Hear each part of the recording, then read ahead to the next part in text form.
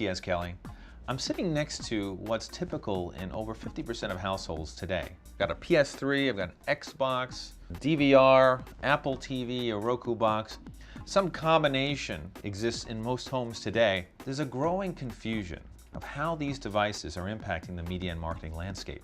Anytime one of these devices is added into a household, it upsets the ecosystem. The Apple TV, you can view video just like you can view off a cable box. Same thing goes with the PS3 or Xbox. So anytime you add one of these devices into the system, all of a sudden the ecosystem in that household for media is disrupted.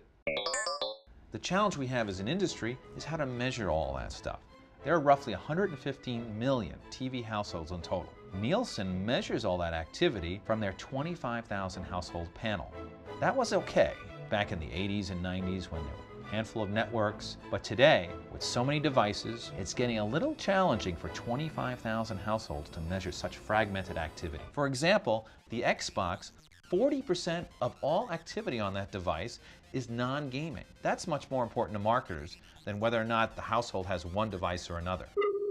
So think about it. As a marketer, you're spending millions of dollars for 30, 60-second spots to air on broadcast, but any activity for that same program on the Apple TV or the Xbox, not captured by Nielsen, not captured by you, the marketer. The brand opportunity is lost.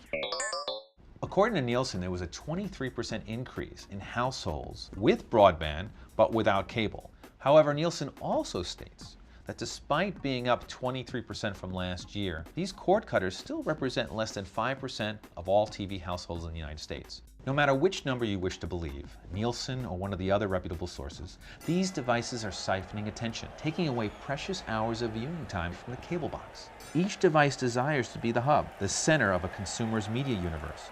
In some cases, the cable box is already lost.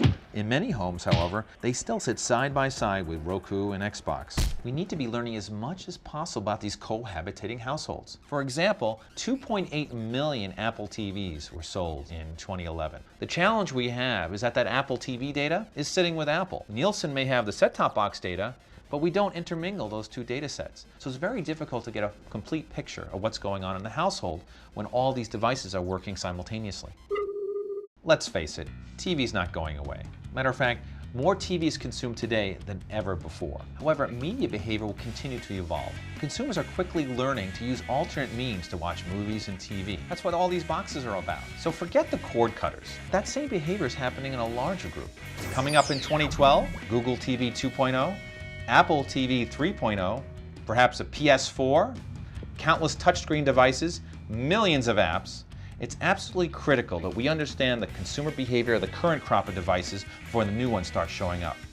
I'm T.S. Kelly. For more Bald Insights, go to themediastrategist.com.